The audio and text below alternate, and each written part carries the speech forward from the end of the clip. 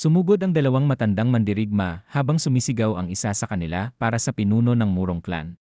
Nanginginig sa pagod ang isa at mariing sinabi na hindi pa siya patay. Mula sa ilalim ng pulang buwan, dahan-dahang bumaba si Bai Qingling. Sa malalim at mapanganib na tono, tinanong niya si Tang Tianran kung kailangan pa ba niyang personal na kunin ang kanyang buhay. Ngumiti si Bai Qingling at sinabi na ang kanyang Blood Kitchen ay puno ng mga biktima, ngunit may nakalaan pa ring lugar para kay Tang Tianran. Napabulala si Tang Tianran, hindi makapaniwalang si Bai Qingling mismo ang dumating. Habang naggangalit ang corpse demon sa ere, sumigaw ito na isang simpleng tangki lamang ang kalaban, ngunit hindi pa nito alam na may mas mabigat na laban na paparating. Mula sa likuran, mabilis na sumugod si Hua Yuerong, handang harapin ang halimaw ng mag-isa. Sa kabila ng takot, sumigaw si Tang Tianran na magmadali ang asawa niya na patayin ang kalaban para sa kanya. Ngunit agad siyang pinigilan ng isang boses na puno ng determinasyon. Sinabi ng corpse demon na huwag siyang matako, dahil nandito na siya upang protektahan ang kanyang asawa at tapusin ang laban. Mabilis na sumugod si Hua Yuerong habang bumabalot sa kanyang mga kamay ang malakas na bughaw na enerhiya. Sa isang iglap, lumapit si Hua Yuerong at inilabas ang kanyang patalim, diretsyo sa mata ni Tang Tianran. Hindi na nakaiwas si Tang Tianran nang tumusok ang karayom sa kanyang mga mata. Nanginginig ang kanyang katawan habang sumisigaw siya sa kawalan ng paningin. Ang corpse demon ay umaatungal sa galit dahil sa ginawa sa kanyang asawa. Nakatayo si Hua Yuerong na may malamig at mapanganib na aura. Ramdam sa kanyang presensya ang biglaang pagtaas ng lakas, halos umaabot na sa rurok ng nascent soul stage. Sumigaw ang dambuhalang halimaw na may nag-aalab na mga mata, puno ng galit at pagnanais pumatay sa kanyang balikat. Nakahawak si Tang Tianran na tila desperadong sinusubukang manatili sa ere habang ang paligid ay nilalamon ng pulang liwanag at madilim na enerhiya.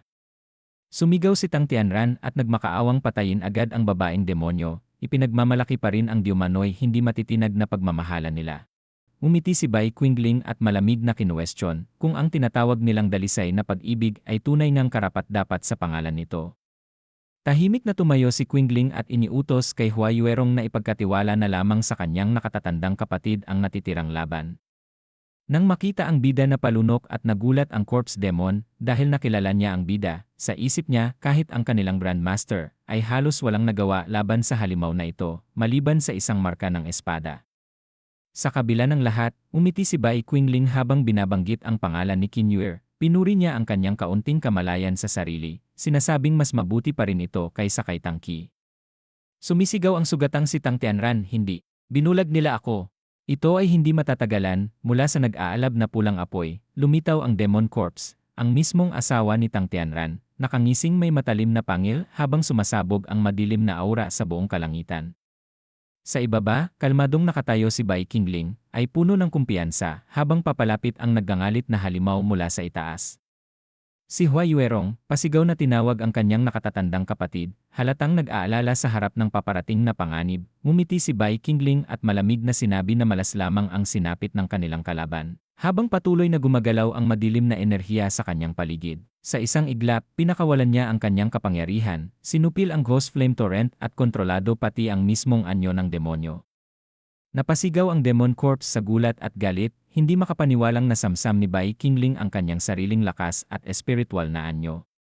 Ngumiti si Bai Qingling habang tahimik na tinatanong kung bakit sinasabing imposible ang kanyang ginagawa, kahit patuloy na kumikilos ang madilim na enerhiya sa paligid niya. Buong kumpiyansang ipinahayag ni Bai Qingling na siya ang Spirit Master of Ghosts, habang nakapalibot sa kanya ang umaalimpuyong pulang aura. Sa harap niya, galit na galit ang Demon Corpse, hindi makapaniwalang bukod sa formless demon body ay kaya pa ni Bai Qingling gumamit ng isa pang espiritual na anyo, ipinaliwanag ni Bai Qingling habang nakatuwad si Saint Singer. Siyempre, nakuha ko ito sa alagad ng isang kapwa cultivator gamit ang isang sistema. Ngumisi si Bai Qingling at malamig na sinabi na hindi niya kailanman ibubunyag ang pinagmulan ng kanyang lakas, dahil simple lamang ang dahilan. Buong yabang niyang ipinahayag na siya ang demon god na nakatakdang maghari sa lahat ng lahi at maging sa kalangitan. Sa isang kisap mata, itinaas niya ang kanyang sandata at pinakawalan ang 10 Hells Demon Slash, 6th Slash, na nilamon ng pulang liwanag ang buong paligid, tumama ang matinding atake sa Demon Corpse. Sumabog ang pulang enerhiya sa kalangitan habang tuluyang nadurog ang Demon Corpse. Nagkalasog-lasog ang katawan nito sa gitna ng rumaragasang madilim na puwersa, bumagsak sa lupa ang isang babaeng sugatan. Habang desperadong lumapit si Tang Tianran at sumigaw sa kanyang asawa na huwag sumuko, mahina ang tinig ng babae habang inaamin niyang nabigo siyang talunin ang malakas nilang kalaban at pakiramdam niya ay wala siyang silbi. Malamig na sinagot ni Tang Tianran na tunay siyang nabigo at ibinuhos niya ang galit sa lahat ng sakripisyong ginawa niya para palakasin ito. Sa kabila ng galit, nagpasya si Tang Tianran na gamitin ang huling barahan niya. Isang bihirang molting life sikada na binili niya sa napakalaking halaga. Mahina ngunit puno ng emosyon, tinawag ng babae si Tang Tianran na asawa at pinaalala ang sumpa nilang magsasama hanggang sa dulo, kahit sa kailaliman ng underworld. Ngumiti si Tang Tianran ng may kasinungalingan at sinabi na naniwala talaga siya sa ganoong pangako. Sa isang iglap may pumutol sa kanyang braso. Sumigaw si Tang Tianran habang hawak ang kanyang kamay sa matinding sakit. Galit na galit sa sinapit ng kanyang braso. Sa gitna ng pulang kalangitan, lumutang sina Bai Qingling at Hua Yuerong, kalmadong nakatingin pababa habang kinikilala ang nagawa ng kanilang junior sister. Nataranta si Tang Tianran nang marinig ang balak na dalhin siya sa Blood Refining Hall. At mas pinili pa niyang mamatay kaysa danasin yon. Biglang lumitaw si Hua Yuerong at malakas na sinipa si Tang Tianran. Pinatumba ito sa tabi ng sugatang asawa niya. Malamig na hinarap ni Bai Qingling ang babae at sinabi na kahit papaano ay may kaunting kamalayan pa siya sa sarili. Tahimik na nagpasalamat ang babae habang may kahawak na espada para tapusin ang taksil na si Tang Tianran na nakahandusay sa lupa. Sa kabila ng lahat ng sakit at pagtataksil, umiti ang babae habang hawak ang espada at sinabing mahal pa rin niya ang kanyang asawa at nais niyang magsama sila magpakailanman sa isang iglap. Bumulusok ang espada pababa at tumama sa katawan ni Tang Tianran, sabay bitaw ng sandata ng babae. Magkatabing nakahandusay ang mag-asawa, tahimik at walang buhay, habang unti-unting kumukupas ang pulang liwanag sa paligid nila mula sa itaas. Kalmadong pinanood ni Bai Qingling ang nangyari at malamig na sinabi na ang ganitong uri ng kadalisayan ang tinatawag niyang tunay na pag-ibig. Biglang lumitaw ang sistema at inanunsyo na matagumpay siyang napuspos ng Great Love, kasama ang 10,000 puntos mula sa pagkamatay ni Tang Tianran at Qin Yuer. Bahagyang nagulat si Bai Qingling na gumana ang proseso. Sa ilalim ng tahimik na kalangitan, umalis ang karwahe patungo sa malayong templo, hudyat ng pagtatapos ng madugong insidente. Kalaunan, inanunsyo na nabura na ang Tang family at ang kanilang alyado, at 2 pamilya na lamang ang nanatiling tapat sa Supreme Sect. Ipinaliwanag na mananatili muna ang sect leader at silingin ng 2 araw bilang tanda ng katiyakan, bago tuluyang isara ang usapin. Tahimik na nagkomento si Hua Yuerong na hindi personal na tinapos ni Bai Qingling si Tang Qi. Nakakaiba sa kanyang nakasanayang paraan. Tahimik na sinabi ni Bai Qingling na ang tunay na pag-ibig, maging gaano man ito kaliit o kalaki, ay nararapat pa ring igalang. Nagulat si Hua Yuerong at inulit ang mga salitang tunay na pag-ibig. Sabay tanong kung naniniwala ba ang senior brother na may ganito pang bagay sa paligid niya. Sandaling nag-isip si Bai Qingling habang tinatanong kung ano ang tingin niya. Ipinaliwanag ni Hua Yuerong na nauunawaan na niya ngayon na ang senior brother ay tinatahak ang sukdulang daw, kaya't hindi niya iniintindi ang mumunting emosyon. Gayunman, nagtaka siya kung bakit nananatili pa rin sa kanya ang alaala mula sa Flame Demon Tower. Nagulat at nanlaki ang mata ni Hua Yuerong, tanda ng isang alaalang hindi pa tuluyang nabubura. Biglang siyang yumakap mula sa likod ni Bai Qingling, idiniin ang kanyang malalaling coco melon na parang sinusubukang pag-initin ang malamig na gabi. Nagulat si Bai Qingling at napaubo, agad na nagtanong kung ano ang kanyang ginagawa. Habang hinahalikan ni Hua Yuerong si Bai Qingling, may sumigaw na dumating na ang karwahe ng master. At mula sa loob ay masayang bumungad si Saint Singer na may ngiti sa mukha, sabay masiglang pagsalubong sa kanyang pagbabalik. Sa malambing na boses ni Saint Singer ng master, habang lumalapit at mahigpit na yumayakap, idinidiin ang pink na coco melon niya, tila takot na muling maiwan. Ikinuwento ni Saint Singer na nagtanong siya sa main sect at doon lamang nalaman na nagtungo si Bai Qingling sa Black Moon City at diretsahan niyang tinanong kung bakit hindi siya isinama at kung hindi na ba siya gusto. Sa likuran, naroon si Hua Yuerong inis dahil nabitin at bumulong ng huwag maging katawa-tawa at ayusin ang sarili. Malinaw na sinabi ni Bai Qingling na hindi pa tapos ang mga pangyayari ngayong gabi. Napatingin sa chikinini si Saint Singer nang may gulat at walang nasabi, tanging reaksyon lamang ang makikita sa kanyang mukha. Matapos sabihing magpapakabait, si Saint Singer ay nanatiling nakangiti, habang ang eksena ay lumipat sa Black Moon City kung saan malinaw na may 2 pang taong nananatili roon sa gitna ng katahimikan ng gabi. Diretsahang tinanong ni Hongi kung ano ang kanyang iniisip noong laban kaninang umaga, habang ang 2 ay nakaharap sa isa't isa. Ipinunto ni Hongi na habang si Bai Qingling ay nakikipaglaban sa corpse woman, sinubukan ni Linging na sumugod papasok sa mismong battlefield. Malinaw ang tono ng pagsita at pagkadismaya sa kanyang tinig. Ipinagpatuloy ni Hongyi ang panunumbat, tinanong kung balak bang magpakamatay si Linging sa pamamagitan ng pagsalo ng bala o gamitin ang kaguluhan upang lusubin ang Godfather. Tahimik na nakatayo si Linging habang unti-unting bumalot sa kanya ang mga lumulutang na sing ng enerhiya, hudyat na handa siyang kumilos sa kabila ng mga paratang. Biglang sumigaw si Hongyi. Tinatanong kung ano ang iniisip ni Linging at kung paano nito nagawang suwayin ang nakatataas, habang mahigpit na hinihigpitan ng kapangyarihan ang kanyang katawan. Galit na sinabi ni Hongyi na huwag isipin ni Linging na hindi siya papatayin, at ang tanging dahilan kung bakit buhay pa ito ay dahil sa Mirror Flower Seal, dahil kung papatayin niya ito ngayon, siya mismo ang makakaranas ng sakit ng kamatayan. Kalmadong sumagot si Linging at sinabing kung ganoon, mas mabuting tunawin muna ang Mirror Flower Seal. Malinaw ang determinasyon sa kanyang tinig habang nakaharap kay Hongyi. Nagulat si Hongyi at napabulalas ng isang tanong nang mapansin ang pagbabago sa kilos ni Linging. Kalmadong inamin ni Linging na tama ang hinala ng sect leader, at mula nang masugatan ang master ay matagal na niyang pinaplano ang pagpatay rito. Sabay idinugtong na kung kamuhian man siya dahil dito, handa siyang tubusin iyon sa pamamagitan ng sariling kamatayan. Mabigat na nagsalita si Hongyi, ipinaalala kay Linging na noong binuo nila ang selyo ay bata pa sila at walang sapat na kaalaman, at hindi nila tunay na natutunan kung paano ito wawasakin.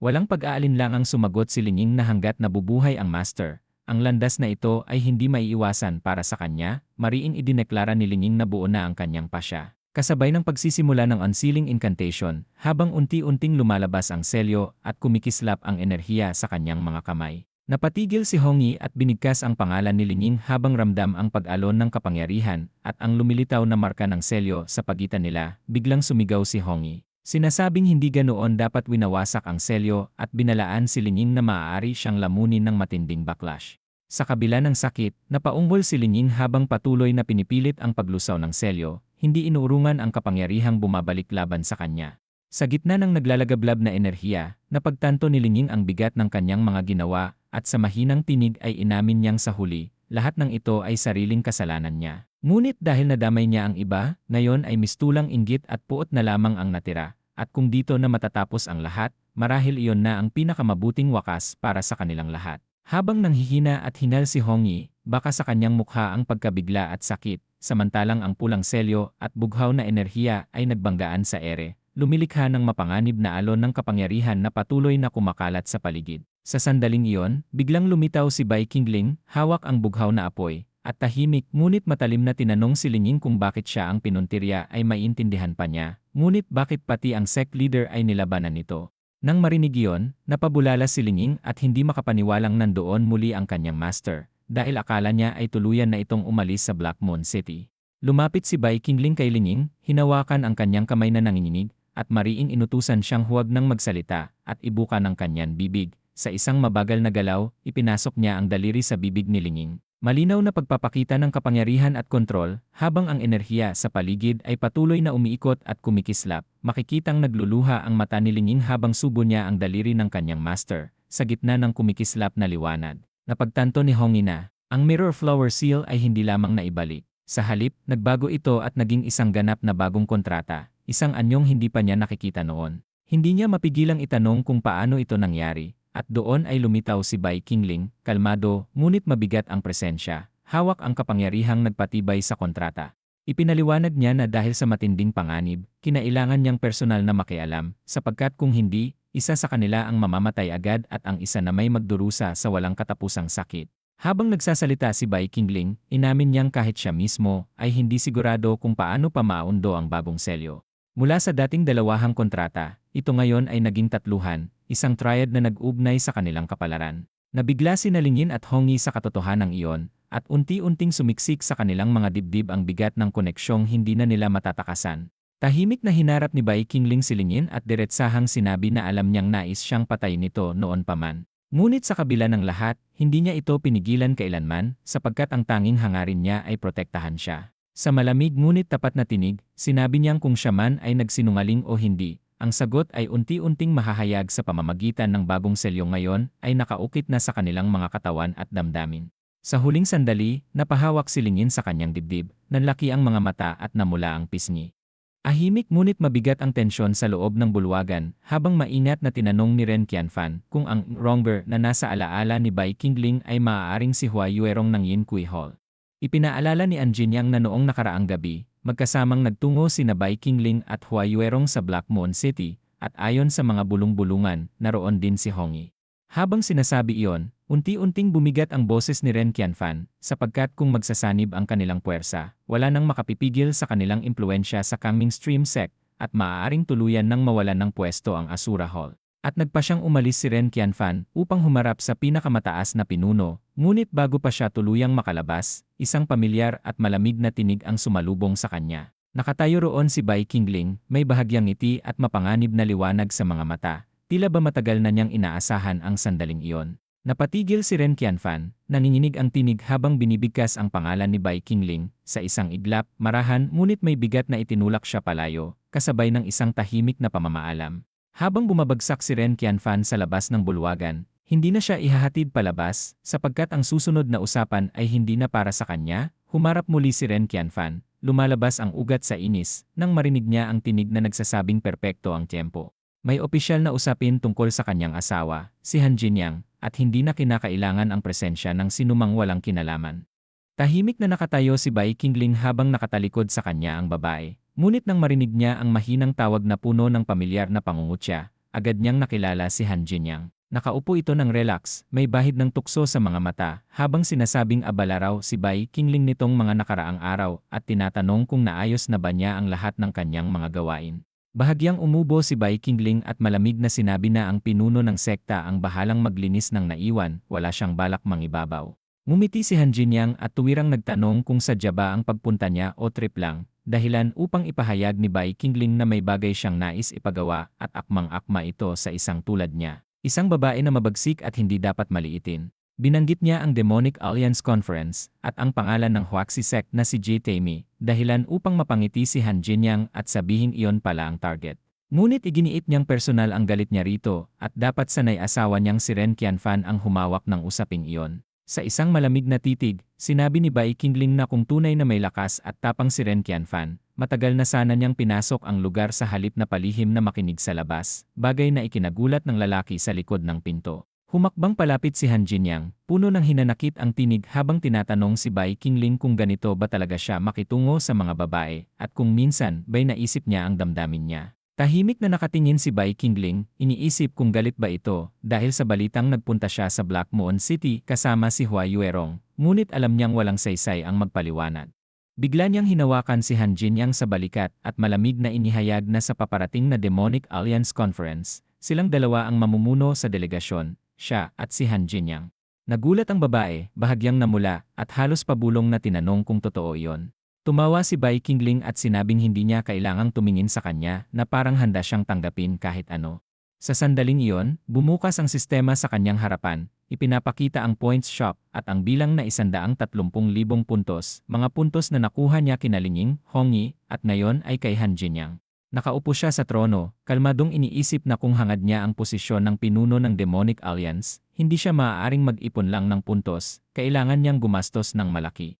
Lalo na't ang apat na natitirang bahagi ng orihinal niyang katawan ay nasa Four Symbols Extreme Palace pa rin ng Huaxi sect. Sa huli, lumamig ang kanyang ngiti habang malinaw na binigkas ang desisyon. Ang pag-iral ni Ji Taimi ng Huaxi sect ay hindi na kinakailangan.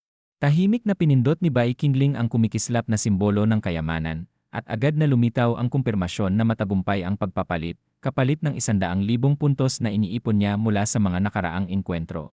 Sa harap niya, isa-isang lumutang ang mga gantimpala, ang Heavenly Harmony Scroll, isang lihim na teknik na abot langit ang antas, ang Shadow Thief Pearl na isang pseudo-immortal na artifact, at isang Radiant Class na oportunidad na magbubuka sa Heavenly Demon Dragon Scripture ng mas maaga kaysa itinadhana.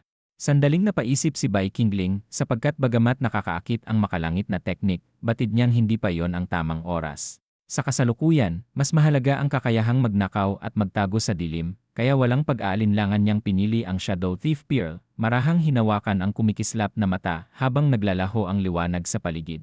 Sa sandaling iyon, lumapit si Saint Singer, bakas ang pag-aalala at lambing sa kanyang tinig, tinatanong kung ano ang ginagawa ng kanyang master. Kalmadong tumugon si Bai Qingling na wala siyang dapat ipag-alala, bagamat aminado siyang may mga bagay na nagbago. Habang mahigpit na niyayakap ni Saint Singer ang kanyang braso, ipinaliwanag niya na sa paparating na Demonic Alliance Conference, hindi lamang si Ji Taimi ng Huaxi sect ang dapat paghandaan, kundi pati ang mga pinuno ng CGC sect, Mahigpit na nakahawak si Bai Qingling sa balikat ni Saint Singer, habang malinaw sa kanyang isip ang bigat ng mga puwersang kakaharapin niya. Ngunit mahinahong nagsalita si Saint Singer, at sinabi niyang may isang bagay siyang mali ang akala, hindi siya pinanghihinaan ng loob. Sa halip, iniisip lamang niya kung paanong ang lahat ng makapangyarihang figurang iyon ay maaaring magwakas sa mga kamay ni Bai Qingling. Sa sandaling iyon, kumislap ang pulang liwanag sa mga mata ng bida, at ramdam ang pag-alab ng dugong demonyo sa kanyang katawan. Samantala, sa loob ng gusali, nag-iba ang himig ng gabi. Nakaupo si Saint Singer, hawak ang malaking banga ng alak, masayang-masaya at halatang tinatamaan na. Tumatawa siya habang inaasar ang sarili, sinasabing napakagaan lang ng alak at lasing na raw agad kahit kaunti pa lang ang nainom. Namula ang pisngi ni Hongi habang buong yabang niyang ipinipilit na kaya niyang uminom ng mas marami kaysa kanino man. Hindi napigilan ni Lingying ang sarili at nainis habang nakasubsob sa mesa, halatang napipikon sa kalokohan ni Saint Singer. Sa kabilang banda, patuloy pa rin ang tawanan, at may bahagyang pang-aasar sa tanong kung talagang lasing na si Lingying. Sa gitna ng biro at ingay, may lumabas na mapangakit ngunit pabirong tanong, kung dapat bang isama pa uwi si Hongi sa asawa ng kanilang master. Napalingon si Lingying. Namula ang kanyang mukha at nag-iba ang tingin sa kanyang mga mata, puno ng hiya at hindi maipaliwanag na selos, habang marahan niyang binibigkas ang salitang red robe. Tuluyang sumabog ang galit ni Lingying, pasigaw na kinukwestiyon kung bakit napakadaling banggitin ang pagiging asawa ng master, na para bang wala itong bigat. At sa galit ay ibinulalas kung ilang beses na bang pinangarap ng kausap ang posisyong iyon. Hindi nagpatinag si Hongi at mariing tumugon na walang mali sa pagiging asawa ng sect leader dahil ito'y kasunduang itinakda ng mga nakatatanda mula pa sa simula. Buong tapang niyang iginiit na kung si Bai Qingling at siya ay ikakasal, wala nang dapat manghimasok. At mula nang maging tatluhan ang kontrata ng Mirror Flower Seal ay malinaw na sa kanya ang lahat. Hindi na napigilan ni Lingying ang sarili at pasigaw na inangkin na siya ang nauna sa lahat, sabay tawag sa kausap na mababaw at walang pagkaunawa sa bigat ng pagmamahal ni Bai Qingling. Dahilan upang mariing pagsabihan siya ni Hongi na ang ganoong pananalita laban sa asawa ng sect leader ay paglabag sa disiplina ng sekta. Sa gitna ng tensyon, namagitan si Saint Singer, yakap ang tapayan ng alak at bahagyang lasing, binansagan ang dalawa bilang nag-aaway na matatanda at sabing siya lang ang tunay na nakakakilala sa master. Dahilan upang sabay na magitngit sina Hongi at Lingying habang si Saint Singer ay muling napahit. Samantala, sa ibang lugar, tahimik na pinagmamasdan ni Bai Qingling ang lahat. Iniisip kung anong klaseng kaguluhan na naman ang pinasok ng dalawa, at kung bakit hindi nila nauunawaan na ang kontratang nag-ugnay sa kanila ay sabay-sabay ding nagbabalik ng lahat ng sensasyong iyon sa kanya.